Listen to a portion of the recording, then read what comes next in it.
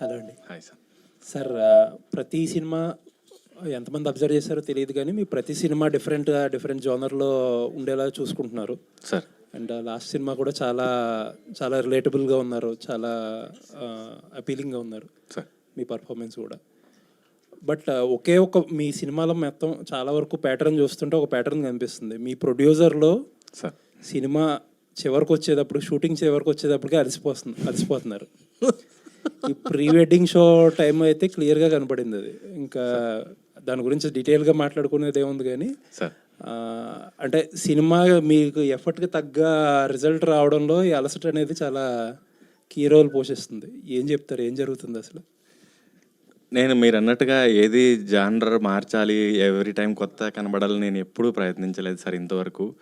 నాకు మిగిలిన సినిమాలు ఇవి బేసిక్ నేను అవి నన్ను చూస్ చేసుకున్నాయి. సో మసూదా అవ్వచ్చు, పరేషాన్ అవ్వచ్చు, ఇవన్నీ కూడా వాళ్ళు నన్ను చూస్ చేసుకున్నారు నేను రోల్కి సూట్ అవుతానని. నేను ఇంకా ఆ లగ్జరీ ఇంకా రాలేదు నాకు. నేను ఇదే చేస్తాను, ఇది చేయను. ఏ రకంగా అయినా మంచిదే జరిగింది. యా అది సార్, అది బ్లెస్సింగ్ ఇన్ డిస్గైజ్ ఏదో అంటారు కదా, అట్లా మంచిదే జరిగింది. సో ప్రొడ్యూసర్లు అంటారా, ఈ ప్రొడ్యూసర్స్ నన్ను చూస్ చేసుకున్నారు. అండ్ కథాపరంగా ఎంత అవసరమో, ఇప్పుడు ప్రీ వెడ్డింగ్ అన్నది చాలా క్యూట్ చిన్న సినిమా, దానికి ఎంత అవసరమో అంతే పెట్టడానికి ప్రయత్నించారు. అయితే ఈ భగవంతుడు అనేది ఇప్పటి వరకు నేను చేసిన సినిమాలన్నింటిలోకి పెద్దది. నేను షూటింగ్లో ఆ ఇబ్బందుల గురించి మాట్లాడుతున్నా. తర్వాత మార్కెటింగ్ సినిమా ఇప్పుడు ఎంత ప్యాషనెట్గా ప్రొడ్యూస్ చేస్తారనేది ఒక లెక్క అయితే, అక్కడి నుంచి సినిమాని జనాల్లోకి ఎంతలా తీసుకెళ్ళగలరు అనేదే మెయిన్. ఇవే అది ఎంత ఇంపార్టెంటో ఇది అంత ఇంపార్టెంట్ సార్. అప్పటికే అలసిపోతుంటే ఆ సెకండ్ పార్ట్ వదిలేస్తున్నారు. అంటే అలసిపోవడం అంటే మీరు చెప్పింది ఆర్థిక అలసిపోవడం అనేది అనొచ్చు, మార్కెటింగ్ సంబంధించి, పబ్లిసిటీకి సంబంధించి. సో ఇది యాజ్ అన్ యాక్టర్ నా చేతుల్లో లేనిది, నేను ఎంత పుష్ చేసినా అవ్వంది సార్. అంటే ప్రీ వెడ్డింగ్కి సంబంధించి చూసినట్టయితే నేను ఆ చిన్నపిల్లోడే వేసుకుని తిరిగాం, కార్ వేసుకుని ఇన్స్టాగ్రామ్ రీల్స్ అని అవని ఇవని ఈవెన్ మీడియా. ఎందుకు మీడియా మాట్లాడతానంటే మీడియా ఎక్కువ సపోర్ట్ చేసింది. సో కొన్ని విషయాల్లో డబ్బు పెడితే కానీ కొన్ని ఇంటర్వ్యూలు చేయరని నేను వింటూ ఉంటాను, నాకు తెలీదు. కొన్ని విషయాలు డబ్బు పెడితే కానీ ఈ సోషల్ మీడియా ప్రమోషను పేపర్లో కానీ టీవీలో కానీ అవ్వవు అంటారు. ప్రొడ్యూసర్స్ ఎవ్రీ టైం నాకు ఏం చెప్తారంటే, మేము బాగా చేస్తాం, మాకు ఇంత ఫండ్ ఉంది సినిమాకి ప్రమోషన్స్కి అని. లాస్ట్కి వచ్చేసరికి ఎవ్రీ టైం నేను మోసపోతూనే ఉన్నాను.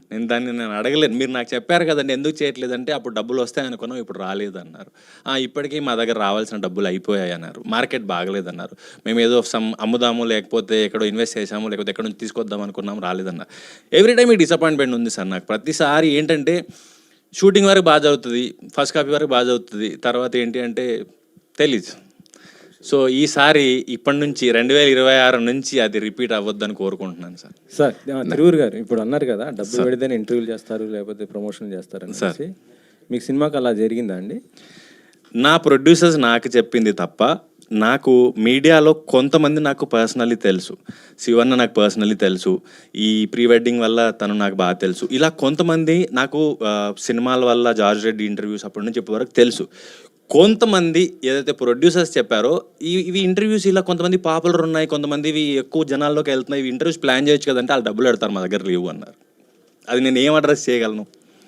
కాబట్టి త్రూ ప్రొడ్యూసర్స్ వచ్చిన ఇన్ఫర్మేషన్ నాకు చాలామంది, నేను మీడియా వాళ్ళు అన్నాను, అందులో కొంతమంది మాత్రం నాకు పర్సనల్లీ తెలుసు, నేను వాళ్ళని అన్న అంటాను, సార్ అంటాను. మిగతా వాళ్ళని మీడియా వాళ్ళు కానీ నాకు చూస్తే గుర్తుపడతాను తప్ప నాకు తెలియదు.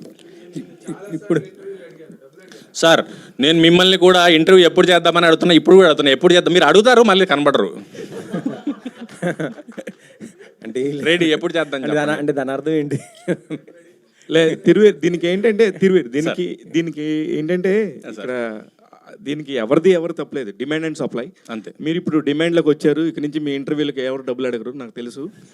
మీరు ఇక నుంచి ఇంటర్వ్యూలు ఇద్దరు కానీ సార్ అప్పటికి కూడా మీకు ఇంకా అడుగుతున్నారంటే అది ఇంకా మీకు ఇంకా డిమాండ్ రావాలని మీరు అనుకోవాలి తప్ప అదేం ప్రాబ్లం కాదు. ఇకపోతే ఈ సినిమాకి సంబంధించిన టీజర్ చాలా బాగుంది సార్. డైరెక్టర్ గారు